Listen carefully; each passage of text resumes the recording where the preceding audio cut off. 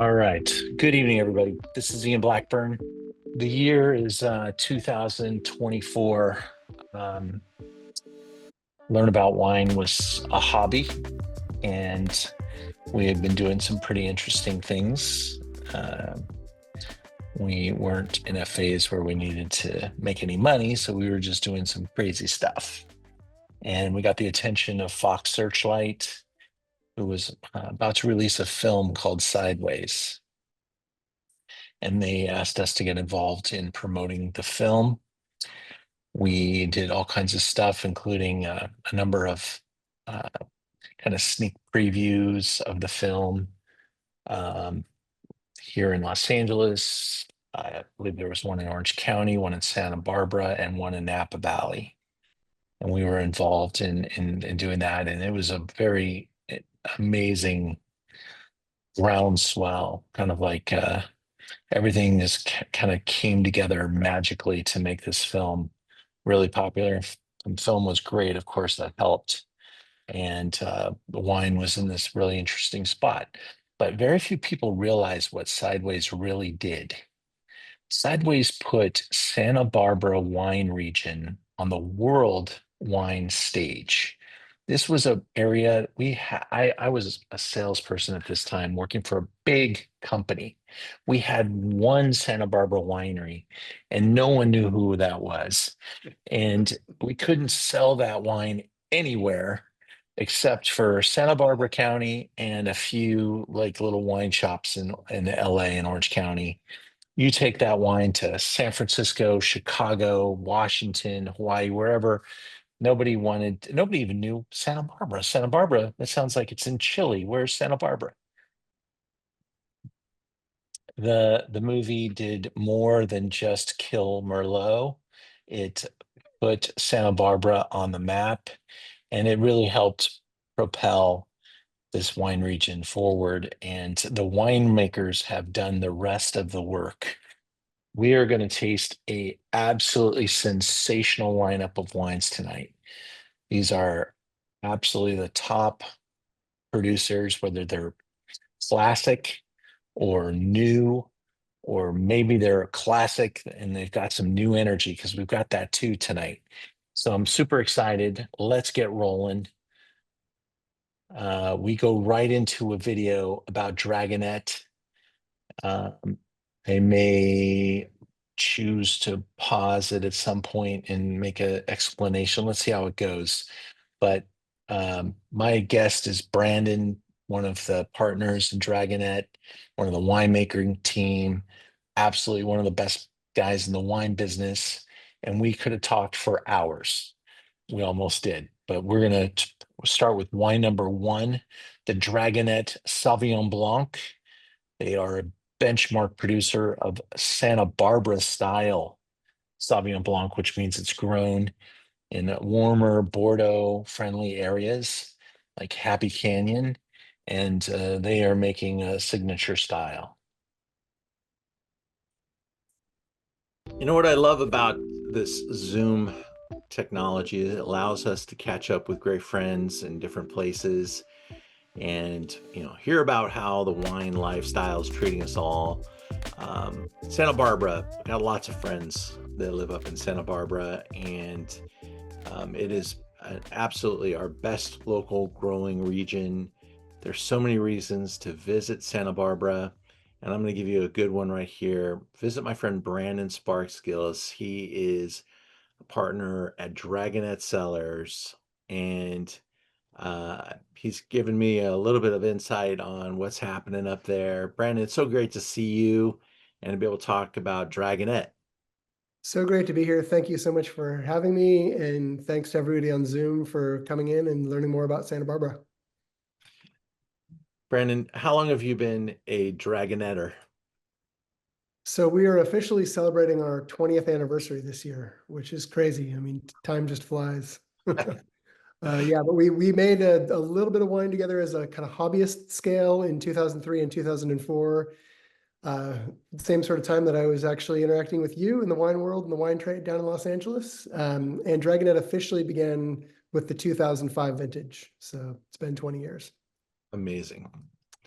Well, Santa Barbara's been changing a lot since that time period too. If if it all seems to have started around 2005 with this, monumental movie that we don't even need to say the name of, and it definitely coincides with this massive amount of energy that arrived into Santa Barbara. New ideas, new personalities, some great brands, and I think the timing is not a coincidence at all. We're going to take a look now at our slideshow, and I think everyone's going to really enjoy the entirety of the program. But we start with Dragonette, which is absolutely one of my favorite brands, always on my list of people to see, to get to know. And I probably picked maybe one of your smaller wines to start with. But are you still at this tasting room? That's the spot. Yes. Right. Yeah. Beautiful Los Olivos. Right. Come and visit. Very cool. And are you guys open 7 days there? We are, yeah, 7 days a week in Los Olivos. We have a little private nook there we call the study, where if somebody really wants to geek out, they can make an appointment and have a one-on-one guided tasting. And then we also do tours at our winery, which is kind of an industrial setting in Buellton. And the study and the winery are both by appointment. The tasting room, you can make reservations or drop in. Okay. If somebody were going to go to Los Olivos, what are a couple of good restaurants near you guys up there? I haven't been up there enough to be able to recommend anything right now. Oh, we are super blessed. I mean, I'm going to have to kind of edit this down, and I'm sure I'm going to be forgetting some of my closest friends. Don't take offense, restaurant Yeah. that got left Yeah, off. right within Los Olivos. I mean, Bar La Cote is fantastic. That's owned and operated by the same crew who has Bell's up in Los Alamos, the only Michelin-starred restaurant in our area. That's a little more seafood focused. Another favorite that's absolutely all-star after all these years is Los Olivos Cafe. So that was actually featured in that movie that you were talking about. Yeah. And it's had, just been a stalwart of the region for years and years. And one of the things that makes it so special is that they have their own farm that they own. So it's, I mean, very legitimate, I mean, it's farm to table in the most absolute sense. And one of the things I love about it is that it's also well proportioned and fairly priced. Right. So in this day and age, as we know, especially at the higher end, and like Los Angelinos or New Yorkers will know that things have gotten kind of crazy. Los Olivos Cafe is like a warm hug. I mean, it kind of brings you back home. Nella is another one that's the same folks who have SY Kitchen and Toscana for your Italian fix. So I mean, again, there's more, but those three are some of my favorites in town. Fantastic. As far as what you guys are making as a brand, is Pinot Noir #1 in production, Chardonnay #2, Sauv Blanc and Syrah following? Is that kind of the pecking order? Pretty close, yeah. Pinot Noir makes up a little more than half of what we do. And then the way that we farm, and we'll probably get into this a little bit more with the wine, we're block by block, and a lot of our things are long-term leases at specific vineyard blocks. So the production goes up and down with what much Mother Nature gives us. But I'd say, generally speaking, about half is Pinot Noir, and then the rest is fairly evenly split between Rosé, Sauvignon Blanc, Chardonnay, and Syrah.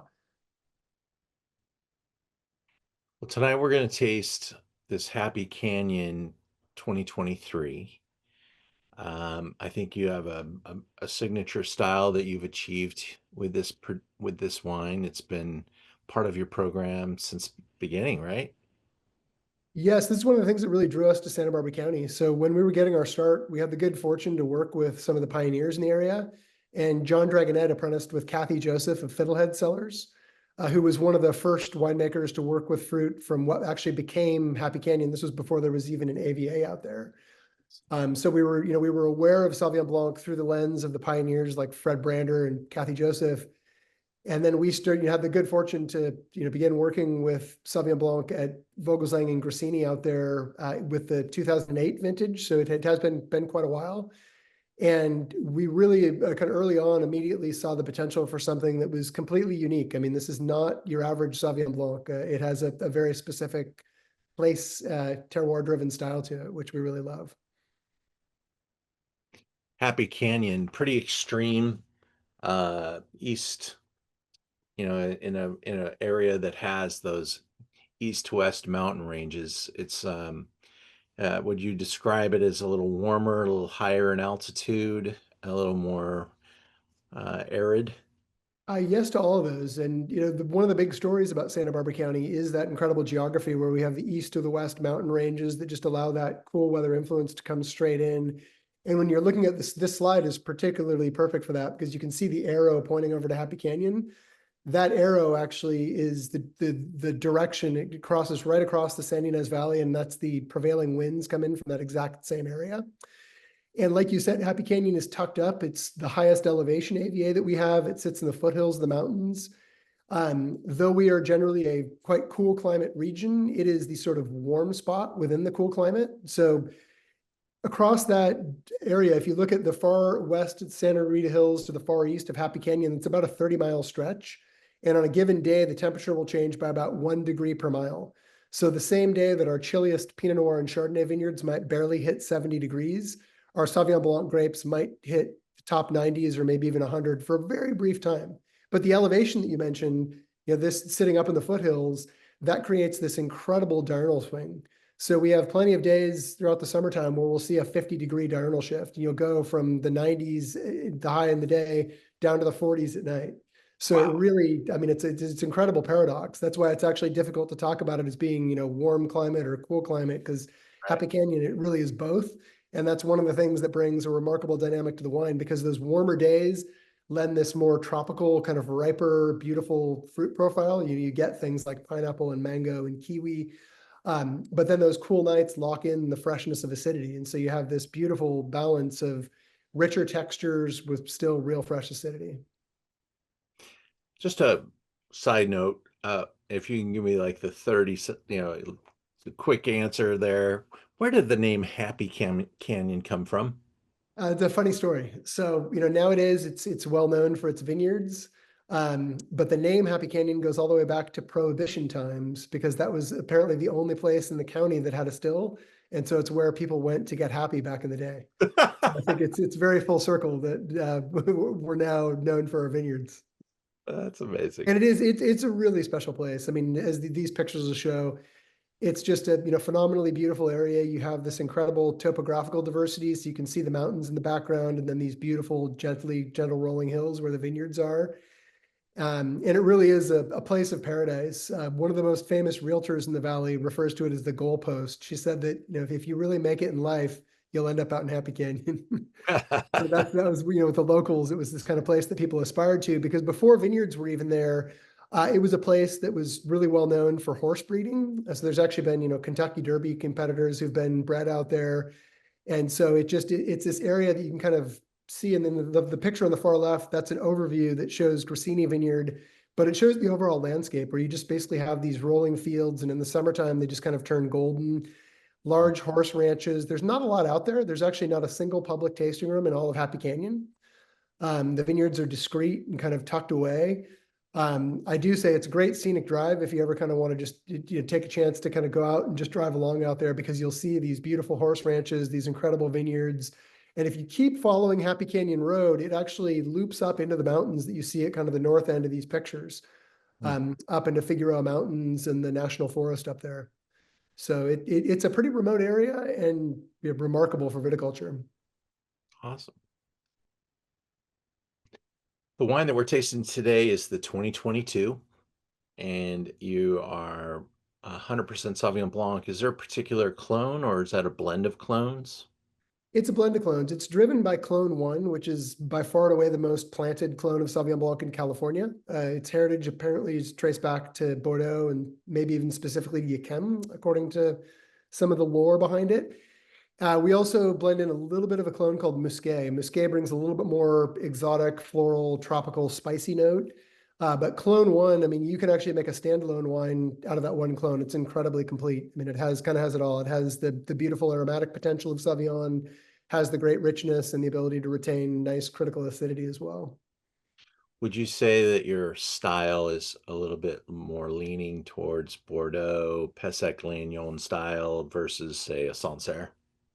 Yeah, when we're referencing the classics, that'd be absolutely true. And I mean, I'd say that what we're really striving to do is to create a Happy Canyon style.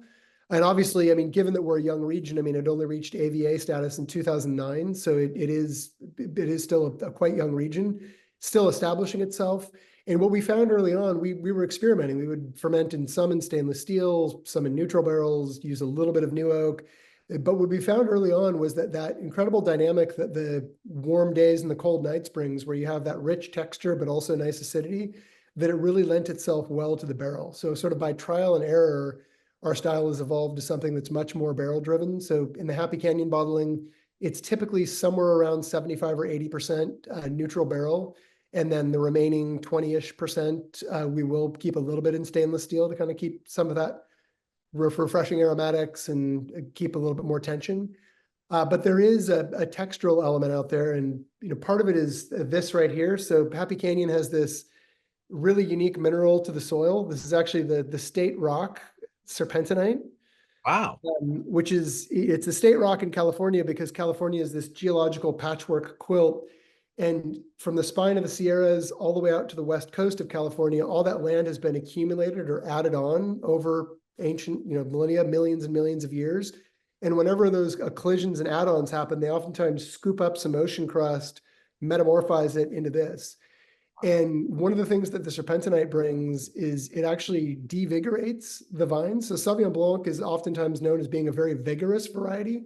In New Zealand, you can oftentimes crop your vines up to 8 or 9 tons to the acre, where in Happy Canyon, we're targeting about 3 tons to the acre.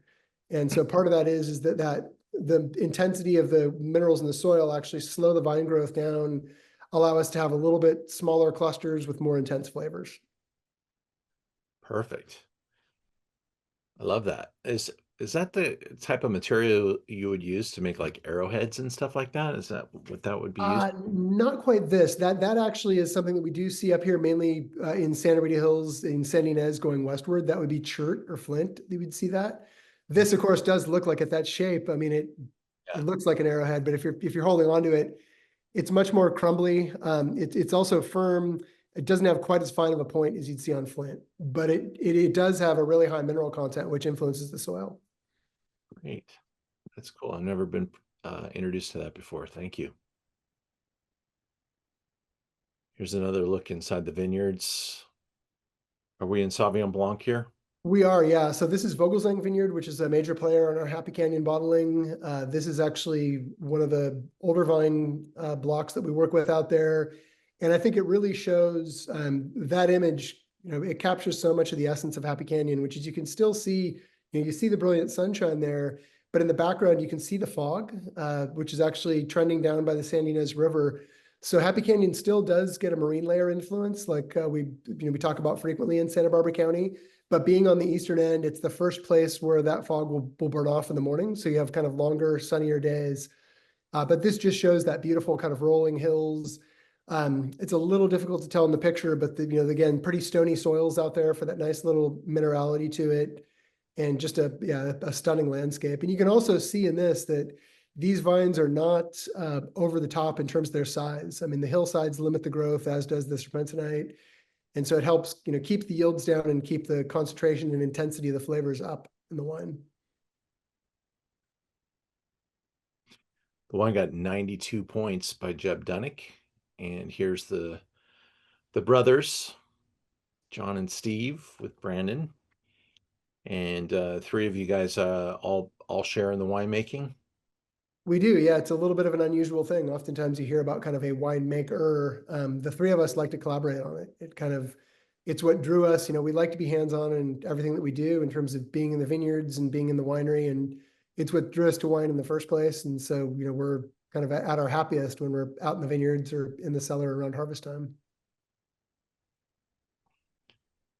Well, Sauvignon Blanc is the grape variety, so get to know the classics. And we always want to reinforce that knowledge of what Sauvignon Blanc's supposed to taste like. And then you layer in, the character of the place and some of the philosophy of the producer, which is what we're exploring here today. We're going to taste the wine now with the group. Is there any closing words that you'd like to say? And please note that everybody on this Zoom has just an exceptional price on this wine. We will be taking this price up following the Zoom. So jump on board and grab some Dragonette if you're a fan. And if there's anything you want to say in closing here, Brandon, about the wine, what should people be experiencing and maybe looking forward to here? So in terms of the Happy Canyon Sauvignon Blanc, I mean, I always say trust your palate, and I think you've got a great guide in Ian and the team there.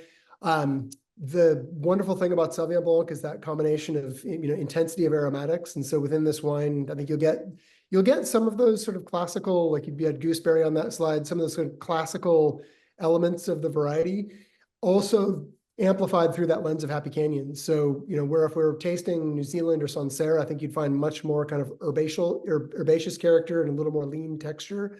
The thing that's unique about Happy Canyon is that more tropical fruit profile, a little richer textural profile, which we kind of amplify by using the neutral barrels for the fermentation and the aging. And the other thing that I'd say about this is that it is not your average Sauvignon Blanc. And so in terms of enjoyment, you can enjoy it on its own. You can enjoy it with a super wide range of food. In the summertime, enjoy it with a little caprese salad with some burrata. Enjoy it with a fig pizza or fig focaccia. That's fig and gorgonzola. Make this wine just utterly sing. And more to the point, I just want to thank everyone again, for joining us tonight, and thank you for exploring Santa Barbara. We're, really excited about what we're doing up here, and welcome you both virtually and in person. So Ian, thanks so much for having me. You're the best, man. Thank you. To this slide right here, and I'm going to introduce you to wine number 2, and I think it's all wrapped. The slideshow is wrapped inside of this, so I'm not going to repeat it twice. In this edition of Zoom into Wine, I'm introducing you to some of my favorite Santa Barbara producers. And I have not said too many praise type of comments in the last couple of years, but save my praise for the wineries I really mean it for. And Alma Rosa is one of the rising stars of Santa Barbara because they have a great winemaker and they're performing at a very high level. These wines are delicious, they're on point, and they are in the hands of our guest, Samra Morris. She's the winemaker for Alma Rosa. Hi, Samra. Hi, and nice to meet you. Thank you for nice comments about my wine. Samra, how did you become a winemaker?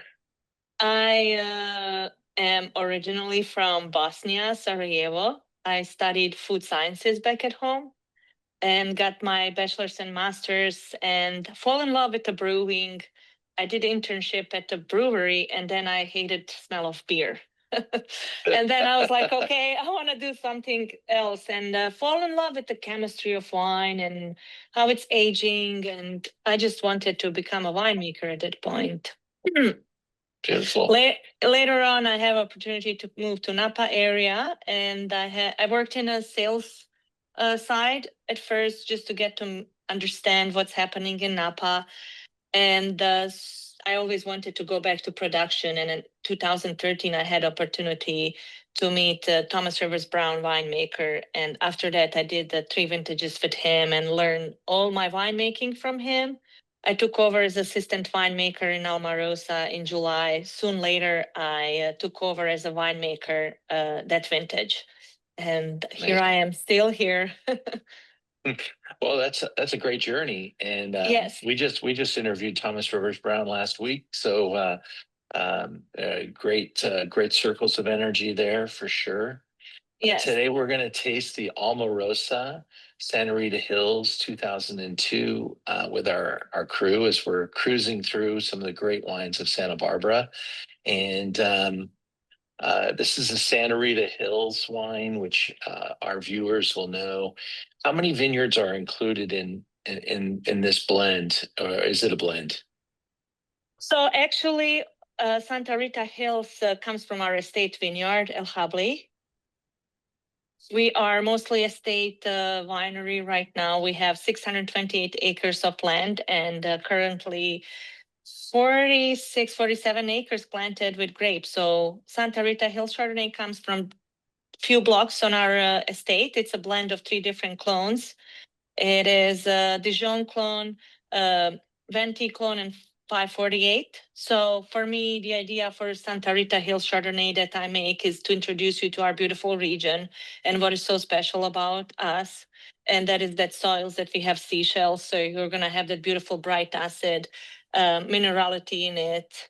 It's beautiful, it's balanced, it's pure, and it's authentically Santa Barbara. And I think this is why Santa Barbara's really been able to grow its reputation, because it has kind of a culmination of some of the greatest hits in the world of Chardonnay to add, that minerality, that seashell component, that salt air, that cool climate. You're also making some other great wines, Pinot Noir, Syrah, Grenache. Are they all estate as well then? Yes. Beautiful. Yes, we are currently only one vineyard designated wine that it's not coming from estate is Radiant. Everything else comes from our estate. Got it. Perfect. Yes. Well, if you've never been to the Santa Rita Hills, I'm going to encourage you to make it up there. Maybe visit Samra's tasting room. Are you still in that Yes. same plaza there? So we have two options for people to come visit us. We have a tasting room downtown Solvang that is open every day, but we also have a private tastings at our ranch house. And you can do a few options. You can do come taste wines. You can do hike and taste our wines. We have a 1 mile and 3 mile hikes, which are very popular. And then we also have a vineyard tours and tasting as well. I love the hike option. That's cool. Yes, the beauty of our estate is everything is in a hillside, and we have 5 different sites that are planted with grapes. So they are very spread out throughout our 600 acres, and the hikes are stunning. Vineyards are protected by the fence, but everything else is open. So, if there was, maybe a culmination of your training, your background, you worked for large producers, and you made some ultra premium stuff with Thomas, and you brought all this energy to Alma Rosa. What is it that you're doing to coax out such wonderful character, and how was this Chardonnay produced? So I think, of course, I worked harvest. My first harvest was with Thomas Rivers Brown, and that's probably my biggest influence, like how to do things in a cellar. I also have worked with Tony Biaggi, who is my consulting winemaker, and he always there for me, doesn't let me fail. Are you doing a whole cluster pressing? Yes, I whole cluster press it immediately. Santa Rita Hills, I let it sit for 24 hours in a stainless steel tank. I transfer it to next day to barrels, depending on the year, but on average is a 30% new French oak. Rest is neutral, and have a slow fermentation starts. The beauty of Santa Rita Hills, primary fermentation is really long. It lasts until January and February. And it's really what I love about that long fermentation. It doesn't rip off the flavors. After the primary fermentation, I taste the wines and make a decision if I want to do some malolactic fermentation or not in Santa Rita Hills. Some years I put it through no malolactic, some years 100%. So depending on the vintage and my taste, I make that decision at that time. Once when the malolactic starts naturally, I let wine sit on a lees until August, and then I rack it off from lees on August, and I bottle Santa Rita Hills Chardonnay in August. Very good. Here's a look at the Solvang location, yeah? Yes, we have a gorgeous outside seating, patio, and as well inside seating. It's really modern, very vibrant tasting room. This wine, I've got priced at $30.95, and I think it's maybe a little too low in price, because we're selling it at a great rate, and it's got 94 points, and it's Santa Rita Hills Estate, and you're gonna love it, and we're gonna need to get some more. Yes. And so we'll have plenty for the folks on this Zoom.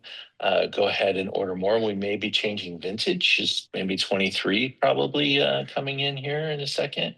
So stay tuned. There might even be a little price increase because things have gotten a little bit more expensive recently. But we love this wine. You've got a fan here, and I think everyone on this Zoom is going to appreciate your wines a little bit more after getting to know them. And I will tell you, we had a couple choices of which wine to show. The extreme value that is here is incredible. The high-end single vineyards are ridiculous. And the Pinot Noirs, Chardonnay, I've got them all on the website. So come in and grab some more because this is a brand you're going to fall in love with.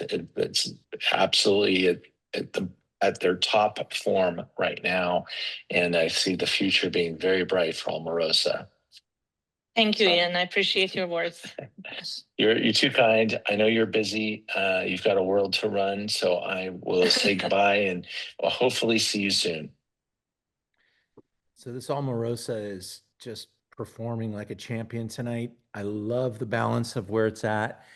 It's got just the right amount of reduction in the front of the nose that gives us that kind of matchstick, but it's also salty, like a salty apple type of thing in the nose, and just really like catches your attention. And that acidity is just so on fire, just right through the entire taste of the wine. You can feel the acidity just pulling it through. And that's some really clever winemaking. And grapefruit from a great vineyard. Almorosa's got it all. And her personality, she's so humble and so genuine, and so fresh and new. So this brand is like starting over.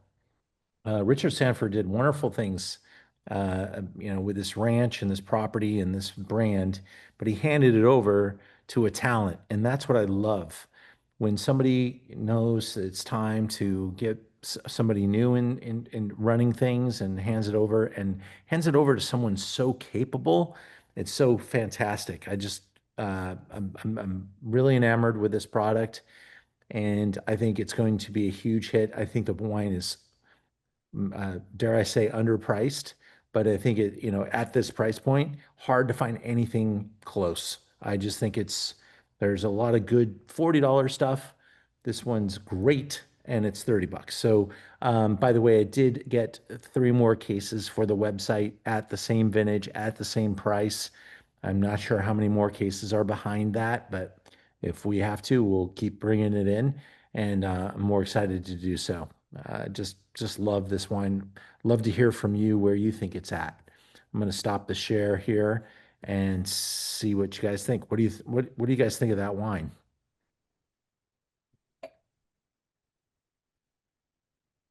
Yeah, so this was a brand when Sanford sold to a big company. Richard Sanford was able to reposition himself at this new brand with this ranch. So this is his kind of offspring, if you will, of Sanford Winery. Sanford's still out there, and they still make lovely wines. They own some great vineyards too. This was a pretty sizable piece of land, and Almorosa was able to buy some additional property. So really interesting. Love what it's doing. Very good wine. We liked it. Awesome. Moving back into our slideshow for wine number 3. In this edition, Wine number 3, I carry just the high-end brand, the high-end wine from Tyler. He's this brand's really something to get to know. Let's take a look through the slideshow. Also, Santa Rita Hills. This is achieving a higher price point. This is a single vineyard that they own, farmed like it's their precious little garden, because it is. This is a small producer who has really made a name for himself. His name is Justin Tyler Willett, and this won't be the last time you hear his name.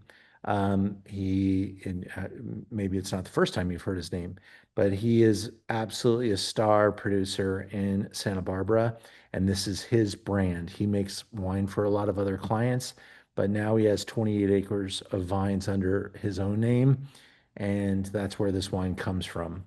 Santa Rita Hills is really magical, and it was blowing up for a while before the movie came out. On just the movie just was like the perfect timing, perfect kiss. Just as the properties and the wineries were starting to explode, here comes this movie. Just the timing was impeccable. And here's his list of wines. You might recognize the labels a little bit. Some really cool artwork there. But this is the top of his line, and he puts the name of the estate on the bottle. He really plays into the ocean influence, very lean and long, and makes some beautiful Pinot Noir, also some great sparkling. I only carry the Chardonnay at this time. Um, the sparkling, I don't think is offered away from the tasting room. But if you ever come to our events, and they participate in many of them, like the Stars of Pinot next month, they'll probably have some sparkling there at the table, and that'll be a key stop for you. 94 points, mineral driven tension, and textural breadth. I think that's a great way to just, you know, you could start probably any review off of his wines with that context. And then you could get into some of the singular things that we smell, like white flowers, pepper, crushed rock, mint. That's complexity when your Chardonnay is showing a little mint. White pepper races across the palate.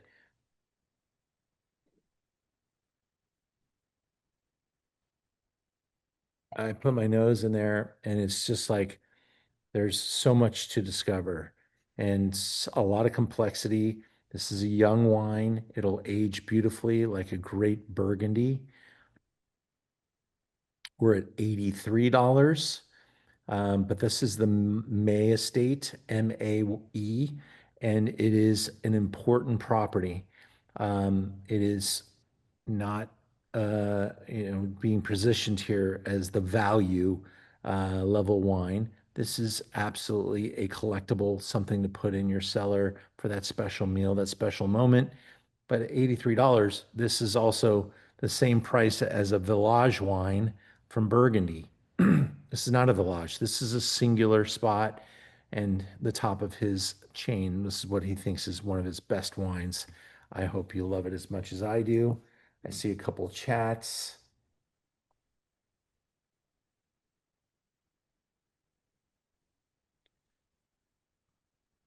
More comments in there. Winnie, I'm so glad you liked the Alma Rosa.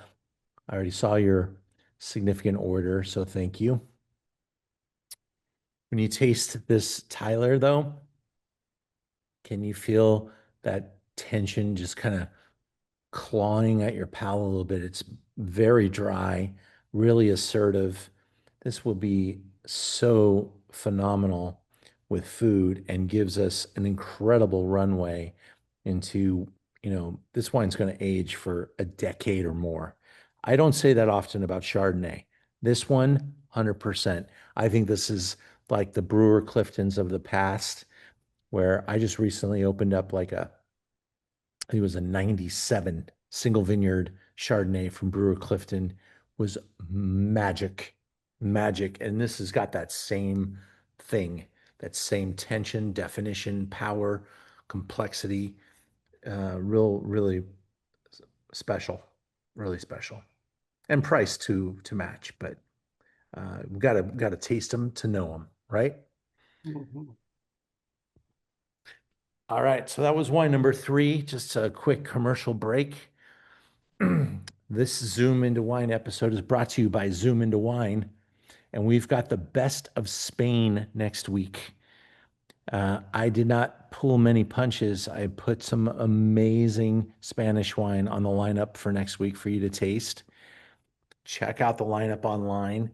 We produce these Zooms at basically cost.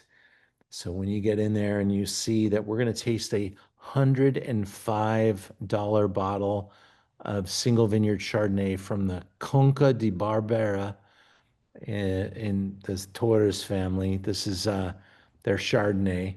We're tasting some of the Pingus wines. Raul Perez, a legendary producer, the king of Rioja, Lopez de Heredia, the Tardonia, and some amazing Lustau, aged and very rare is the category. Oloroso. This is a single Oloroso called Empress Eugenia. Love my Albarino at the beginning. It's going to be a great night. $40. Join us if you can. This Zoom could actually sell out. We've done very well. We have 9 available. 9.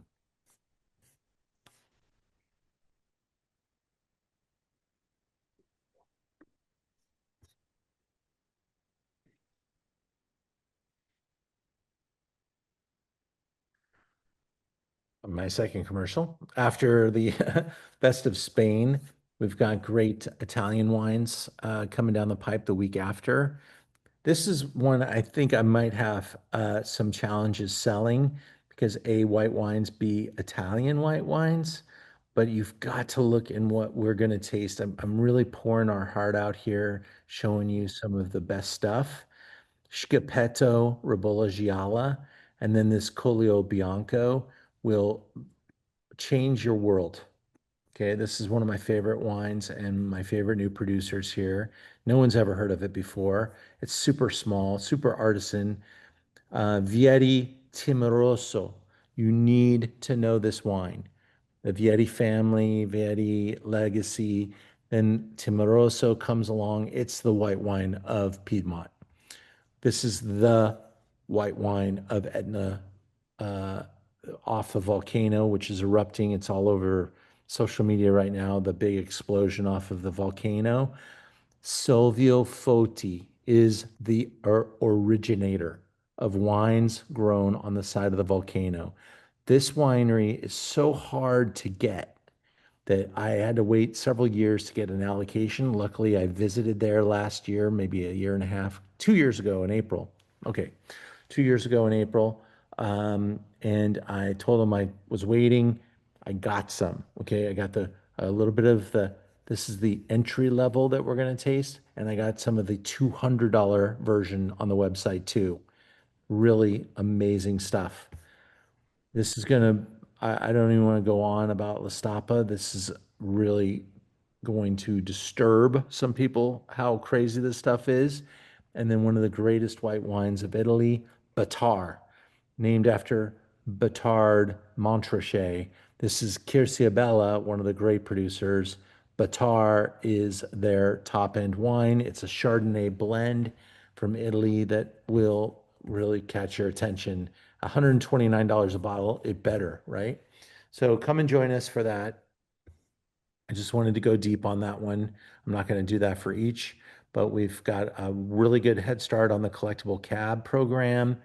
I've got a really fun night of wines from Mexico coming. I might have all the producers on the Zoom with us. I know I've got several. If we don't have them all, it's going to be like 4 of the 6. So join us for a really entertaining and hyper educational night on Baja and other areas. And then the greatest in Sauvignon Blanc coming down the pipe. And by the way, we've already got the Zooms planned out through August now. And so we're really bullish about the future and we're continuing to bring really high quality wines. Um, the wine lineups are truly special.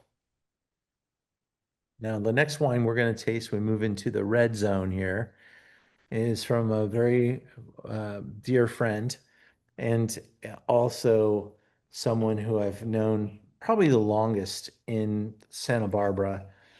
Back in the early 2000s, I was up there hanging out in some of the restaurants and the wineries. And this guy, his name's Steve Clifton, the Clifton of Brewer Clifton, which sold, he and Greg Brewer sold their winery to, every winery kit. They started off with their own pocket money building this brand. And they probably got to a spot where they're like, hey, we can't grow anymore without investment. Let's see what we can explore. And Kendall Jackson stepped in and bought Brewer Clifton. So they both partners were able to exit. Greg Brewer stayed on as the winemaker. Steve Clifton exited and is doing other things. He's got a number of different projects. If you know him at all, he's an incredible chef. He loves food. And so he found this vineyard called Vega that's right off the 101 freeway as you're entering into Solvang. It used to be this kind of underperforming little winery that made Italian varieties. Bingo. Steve Clifton like lived and worked in Italy and still makes and consults on wines in Italy. And so this little vineyard had all these Italian varieties. And so he comes in and is the winemaker for Vega. It is in Ynez, but it's actually kind of like right there. It's hard to see it here, but it's right off the freeway. It feels like you might even be in Santa Rita Hills, but you're still in Santa Ynez Valley because Santa Rita Hills has very definitive barriers. So this is an old property. It was, a lot of the properties up here are very old farmsteads, Spanish-American War.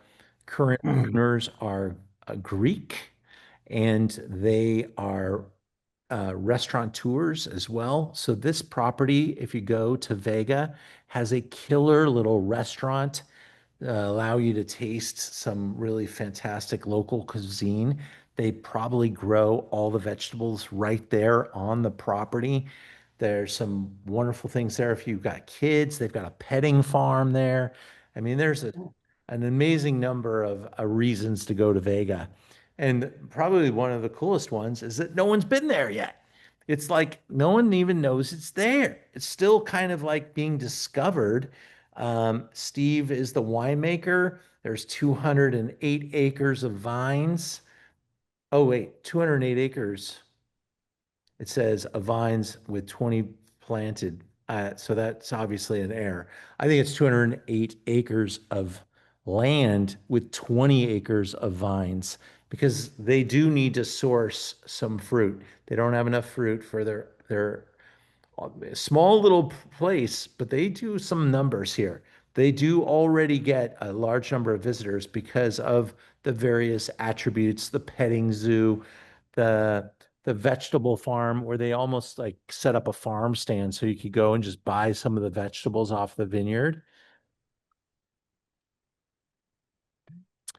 100% Barbera, dark plum and rutabaga, ripe cherry scents. This is Barbera, and that's the wine that we're tasting right now. This is absolutely something that plays right into Steve Clifton's bailiwick.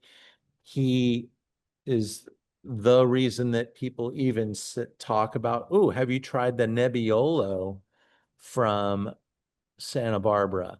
Because Steve Clifton learned how to make Nebbiolo and Barolo. He brought those ideas back to Santa Barbara and he makes wines that, need 10 years of age in Santa Barbara, just like they do in Piedmont. Well, Barbera doesn't need 10 years of age. Barbera is generous, particularly generous in Santa Barbara. Here's a great picture of the place on the ranch. You're coming up from the ocean at the back of that picture. It's going to be on the left-hand side as you're coming towards Solvang. You see that red barn, you get off the freeway, you make a left, and you're there.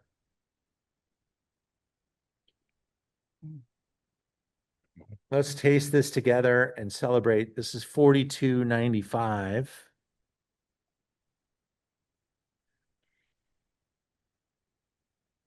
I just love the the way this wine welcomes you in the nose, that wonderful balance of earth and spice.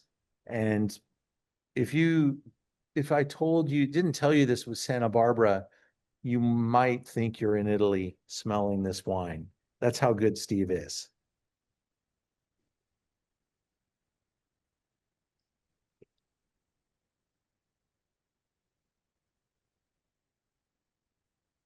Now, I will tell you, I'm probably the only wine shop outside of Santa Barbara that has any of this wine.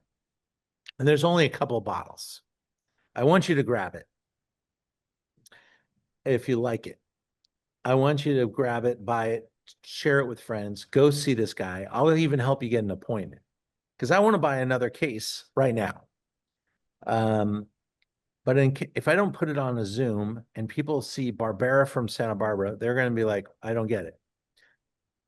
Now you tasted it. Can you feel that saltiness?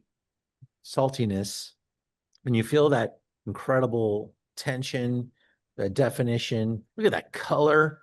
It's extracted. It's lush. This has got everything that a great wine of pleasure would need to have with a great meal. Man, you know, whether it's charcuterie, I mean, I'm thinking Italian, but you don't need to have this with Italian food. You could have it with burgers and pizza and barbecue. This is really a fantastic summer wine. I'd serve this cooler as well. I love it at the temperature I have it because I had my kit in the refrigerator, pulled it out 1 hour before the Zoom, like I always recommend. The reds are at the right temperature. The whites are at the right temperature. This is like a perfect step up into the red wine realm. I think this wine absolutely rocks.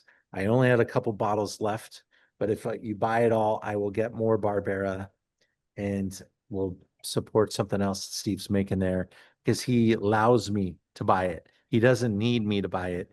He only makes enough. I mean, his winery is running out of wine. So it's a great position for him to be in. But I always want to have a Steve Clifton wine in my store. I think his wines are, some wines go for like, let me make a pretty wine that everybody will love. That's not Steve Clifton style. Steve Clifton style, like, let me make a pretty wine that everybody should love, but might even excite. He puts a little bit of that in the wine that you can't really quantify. It just has it. This wine's got the little bit of like balsamic. Can you get that at the end of this wine, on the finish, on the nose? Just a kiss, just a kiss. It's not VA. It's just got that fun level of funk. I can't say enough. Steve, I love it even more now than when I tasted it at the winery. I'll be in there for another case soon. So not knowing this was part of the lineup tonight, I opened this 2 nights ago for chicken parmesan, and it was spectacular. So when you went to Italy and the heavy, heavy foods, all that stuff, it was spectacular. It worked perfectly with that. Fantastic. So we actually were tasting with you right now, but I already drank it. It's already gone. It's already gone. Because you got a bottle, right, Pierre? Yeah, we did. Yeah. One in person, I shared it, but Did you take? Where are you guys at right now? Newport. We're at our house. You're in Newport. All right. All right. Well, thank you guys. Always wonderful to have you on the Zoom. I know you guys got a bottle and you spread them out a little bit, but how wasn't it great on Monday night, Pierre? Come on. Yeah. It was amazing. It was amazing. This was kind of like this was like my secret weapon for tonight, this little wine. We're planning on visiting Santa Barbara in July. We wanted to get your opinion. The driver that we hired, she recommended Folded Hills. Like, what do you think about Folded Hills versus Vega? They're right across the way from each other, so you should go see both. But I will say that Folded Hills is they're doing really well because they do a great job. It's such a beautiful property. Both of them are. I think Vega's much more rustic then Folded Hills. Folded Hills has got this like luxurious spa type of feel to it. You know, a little French DJ in the background. Like that. Vega's got like donkeys running through it. Right, yeah. And it's got it's got the great restaurant that's very fun for families. And I think maybe I give the leg up on the restaurant to Vega, but There you go. the sitting around the fire pit type of thing over Folded Hills. The problem is that you get to those two places, you might not even make it into actual Santa Barbara because you'll be right off the 101 freeway right there. But Yeah. those are two great stops. So Okay. notch them both, and then you can tell me which one you liked better. Nice. Okay. And by the way, good job a couple weekends ago at Rogers Garden. We had a blast. That was fun seeing you. So great to see you guys too. If you've never been to Rogers Garden, I'm now the official spokesperson because I bought some plants and they're absolutely blowing up in my living room right now here in the downtown arts district in my loft through the window. And I've got some planters and stuff. But yeah, it's probably one of the most beautiful garden stores on the planet. I don't know anybody that's got better real estate than Rogers Garden. That's a pretty special spot. Right next to Fashion Island in Newport.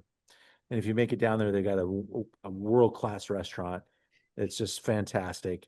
They got all this, it's like 5 acres of plants. And it's gorgeous. It's like a perfect date location, right, Pierre? You guys go there for your couples nights out? We Yeah. do. We actually love that place. It's the Street lunch from your too. house, so it's like the closest restaurant Sure. by us. So close to it. So we're there all the time. Yeah. Good Sweet. place. It's called Farmhouse.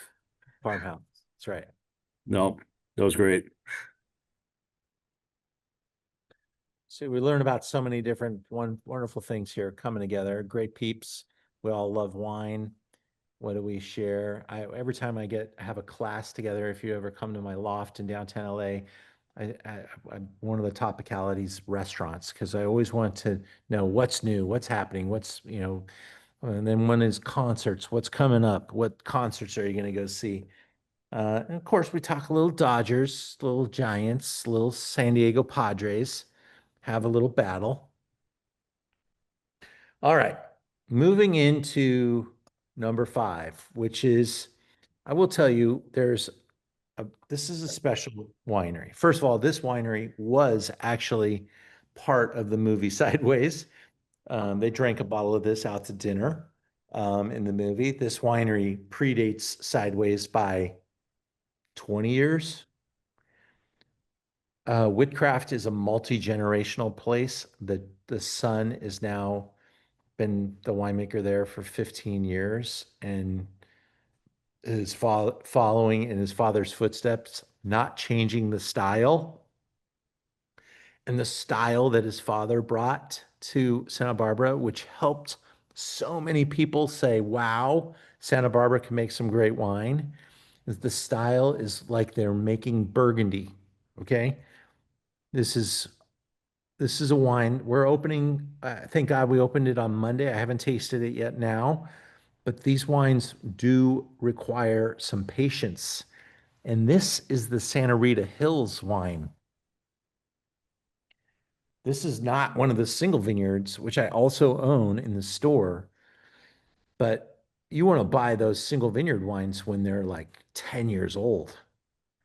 This is the regional wine of Santa Rita Hills. It's not going to get a big score from the press out of barrel. This is a wine that takes time to develop, but the style is just so awesome. And too many wineries get too much praise for making wines that are like, pull the cork and drink. It's sloppy. This wine should get praise for have some patience, buy some wine that'll age for your kids, for your special, engagements in the future. If you could go and look online and find some Whitcraft wines from 2000, or I'd say 1990s right now, they're glorious. They're glorious. And they were there. They were there. So Founded in 1985. Chris Whitcraft um, was in the company of people like Dick Graff, Joe Heights, Burt Williams. This is like the OG of Santa Barbara. You have to know that the history of Santa Barbara to really know the shoulders that everybody else is standing on. This predates most of what was happening. They knew it was special. There was some great stuff happening up in Santa Barbara. 100% Pinot Noir. There's some work here with some stem inclusion, sometimes quite a bit of stem inclusion, which slows down the advancement. These people are not making wines that can enter into the grocery store stream. These are for collectors, and I bought them knowing that, hey, it's going to take a while to sell because the reputation of these wines is, hey, you got to buy these wines and let them age a little bit. And then there's the people that have never heard of it before. So that's why we're tasting it. I want you to taste it. I want you to see what it's like. This is the current vintage, by the way. I bought it about a year ago, 2021. If I went in now, they'd probably be selling the 22s. But they don't buy that. They don't sell them to many restaurants. Just offer them out to shops like me to say, hey, you can put it in your inventory, hold it for a few years, and eventually people will thank you. It's 50 bucks. Wow. Taste it.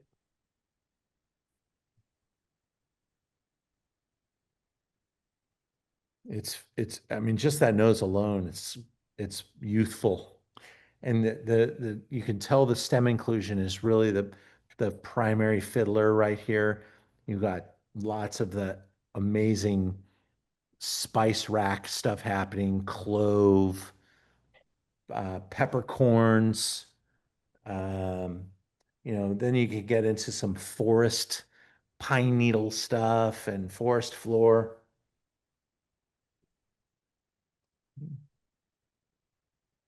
Oh,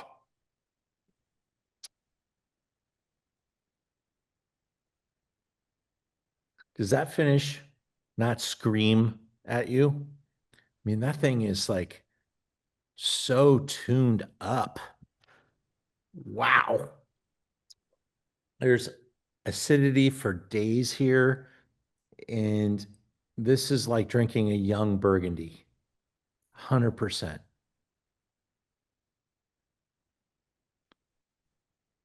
Love to get your feedback. I'm seeing some people. Burgundy in California, Thomas. Yes, sir. George, Great Pinot Noir, marvelous in the mouth, full of flavor, long finish. I'm not a big Pinot Noir fan, but this one stuns me. I hope it was you saying, wow, George, because I love that. I love that review. And I hope the Whitcrafts see our video. Ian, for what it's worth, I met Chris and Drake back in about, I don't know, 2006 or so, at the winery, and it was very impressive to see just how handmade these wines are. Everything is handmade, very small production. I visited again a couple of years back. I wasn't able to see Drake. He was out doing something. I met his assistant, who was very proud to tell me that his name was Chris P. Bacon, which I thought was pretty funny. He was proud of it. But he was Forget that. yeah. He was very and I bought a couple of bottles that were labeled homage a la papa, like Ooh. 2013s, which they were beautiful. So it was really Awesome. yeah, good What stuff. tells you thank you for those comments, Thomas. What tells you the story? This wine has 13% alcohol. Okay. Yeah. This is the way we used to make wine in California back in the 1950s and 1960s. And if you open those wines today, they're still alive because you pick the grapes before they're super mature and you let them, it's like they're they're not, I think the current philosophy is to make wines that are so ripe that when you put in the bottle, it's there. It's like, boom, that's here. It's in the bottle, take it, drink it, boom. No, what they used to think is they'd make the wines so that they're like sprinters, long run sprinters, and they're capturing it in this youthful phase of their life so that you can enjoy it anytime into the future of your cellar. This is a different mentality. It's an expensive mentality. It's one that requires you to have some patience. But when you pull this out of your cellar 15 years later, 10 years later, I mean, even this right now is super fun, but so young and so in its beginning phases.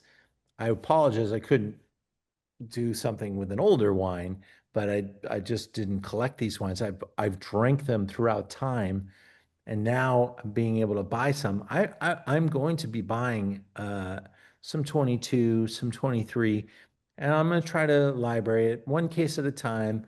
Every year, I'll add another digit to this wine because it will cost me money to hold it. And I'll buy and I'll keep it raising the price. They'll be raising their prices too, but that's the game. And then 10 years from now, maybe I have 5 years or 10 years of vertical on the wines. And that's kind of the idea. I fully support this idea. This is the type of wine I made at Beekeeper. And I know how tough it is. They're fighting a fight that's antique. This is Paul Bunyan versus the chainsaw, right? Was that the example? Um, but this is magic stuff. I hope you guys enjoyed it. I've ranted a little more than normal, so we're running over. Let's go to our, which wine are we on to? Number 6.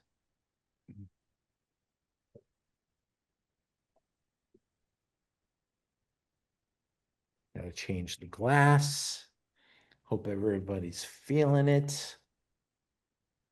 Off to a kind of a rocky start with the laptop tonight, but the wines, I had them at my back. Nothing should be disappointing anybody tonight. This is a rock star in the world of Syrah. Santa Maria Valley, we get out of the Santa Rita Hills. We go north. Santa Maria, Nacido is what most people connect Santa Maria Valley with. Nacido is one of the largest contiguous vineyards in the Western United States, 1,600 acres.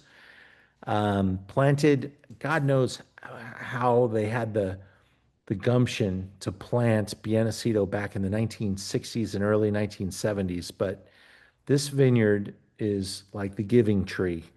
It gave us Cinquenon. It gave us Aubin Clement. It's given us so many great brands. And Piedrasassi is the next wave. And these guys have been going at it for a while. But this is a winemaker who's got a great story. His name's Sashi Mormon. And the first thing you learn about Sashi is that he sent a postcard from, I think he was working on Wall Street in New York. And he like, F this, sent a postcard to Tom Stoltman. The postcard was mailed. He got in his car and started driving. By the postcard got to Tom. He says, "Hopefully, by the time you get this postcard, I haven't arrived yet, but I'm your new winemaker." That's how he became a winemaker. He sent a postcard, and literally, the way Tom tells it is that he got the postcard, and a day later, Sashi was standing on his door. How cool is that? This guy was possessed with the idea of making wine. And I remember it was like early 2000s. We were promoting Santa Barbara and trips to Santa Barbara. We called it Wine on the 101. And we were up there and we decided to do a Stoltman thing. And this guy Sashi had just started, and he told us this story, and I'm like looking at it, and I'm like, this is like right out of a book. You can't write this stuff. This is insane. And sure enough, 30 years later, this guy is thought of to be one of the best winemakers in California. He's making a lot of wine with Raj Par. And I'm not sure if Sashi is alone on Piedrasassi. I think this is Raj and Sashi, but I might be corrected on that. But my slideshow says Sashi, so I'll hold my tongue a little bit. But this is one of the sites, and I have been to Nacido on a tractor, and they took us on a tractor tour, and they showed us some of these outcropped hillside sites that got people like Manfred Krankel with Cinquenon excited. And you can go up and see these places. This is a magical spot. By the way, when I went there with this group my first time, they pulled out, I mean, they did like this huge Santa Maria barbecue. We probably had 25 people on the bus. Sideways wasn't a thing yet, but we went up there. We saw this place. They had this huge Santa Maria barbecue for us with all the gauchos. They employ so many people at the ranch that the gauchos did all the catering for us. It was truly special. Maybe the best avocado guacamole I've ever had in my life that day. Tortillas made by hand, the best everything, my wife says. So there you go.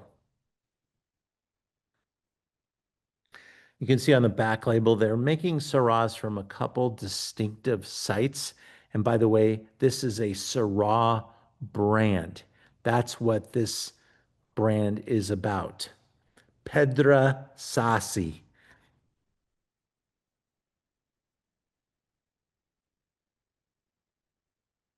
Syrah, robust, tannic, earth-oriented wines, bold, full-bodied, aromatic notes. You can explore things from smoke, which is part of the experience, almost like smoked bacon, black fruits, and pepper.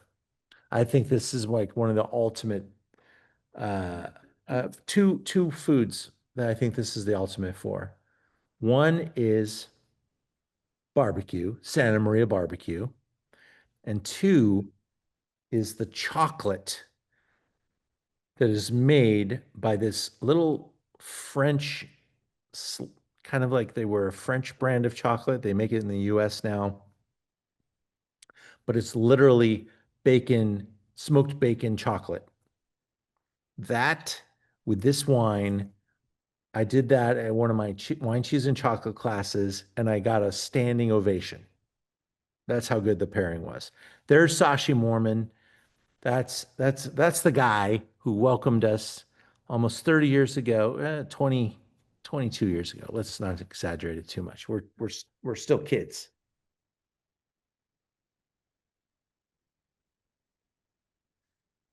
$93 points, comes from X and Z blocks. Very old vines planted in the 1970s. Wild berries, game meats. I think that's important. Saddle leather, wildflowers, continuously opening in the glass. Very true. We opened these on Monday. We poured them in the decanters. They're absolutely showing as good or better than they did when they're open, probably better.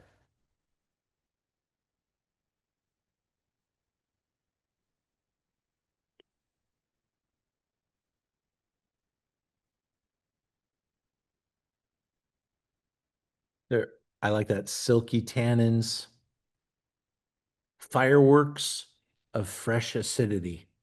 That's a fantastic descriptor. 500 cases. Teeny. By the way, the bottle's really cute and cool too.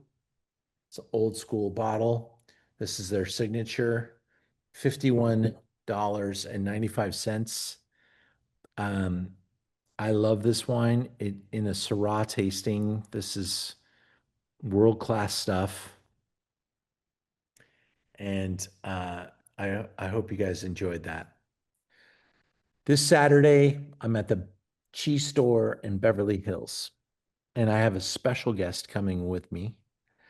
She is the winemaker for a great Chilean brand, and I'm actually going to be hosting her on Thursday night at a dinner. If you want to join us Thursday night, 5-5 or 6-5 at M Grill. It's only $175. It's a 15 meat course feast. And her wines are phenomenal. I'll have her on Thursday at M Grill, and then I have her on Saturday at the cheese store in Beverly Hills. It's going to, I'm showing off some amazing fresh, every month the cheese store gets new things in. We're going to get a list of all the latest and greatest cheeses. We're going to pair them with some amazing wines. Some of them will be from her portfolio in Chile, and some of them will be from my favorite wines of the store. All the wines are on the site already. You could see some of the ideas that we've got pulled together. The cheeses we're going to discover on Friday. We'll have them ready for Saturday. And it's a really fun little classroom there. They got a 14, 15 seat table down in the basement.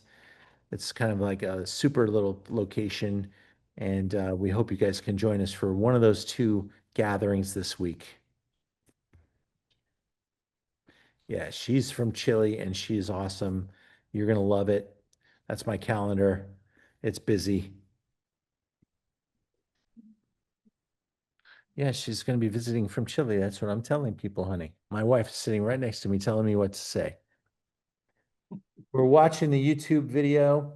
I think I told you Alice had kind of an emergency surgery this week. So she's homebound and recovery, but doing well. And I filmed the video with Alma Rosa from the hospital. There were a couple other producers we were trying to get on video for this, but just life was happening. And so I thank you guys for sticking with us here tonight. I hope you enjoyed the wines at a very high level. If you join the Zoom, what's great, or you're a member, you get a code, and you can use that code for all of these wines and any other wines on the web store right now. Our prices are already, if they're not the lowest in the market, they're in the top 10. That's in the country. The store's been doing pretty well. Tariffs are going to be impacting future wine prices, but we haven't taken up any of our prices until the wine is coming to the store at a higher price. We stocked up before. I bought heavy. Okay. I went in, I put that's the way I do things. I just put all my chips in the middle of the table, and I bought a lot of stuff that I knew would be moving in price, and it did. Ruinart champagne, just so you know, went from like me being able to sell it for about $90 a bottle. Now everybody's going to be selling that champagne for $125 a bottle. That's the type of moves that we're going to see in the fine wine marketplace, because it's not about the price of the wine. It's about the budgets, and Ruinart put their budget into pricing. So they kept their marketing dollars in their price. Now they took those marketing dollars out. The price went back up to what it was supposed to be. Now we're paying what Ruinart costs in France. So those are the type of moves that are going to be happening. Thank you, George, for the prayers. I appreciate that very much. Thank you, Rod. Thank you, Wendy. And I'll pass all these on to her, and she'll be telling me more what to say when we hang up. For somebody in food and beverage, a gallbladder it's not fun. It's gonna. Yeah, we got well taken care of.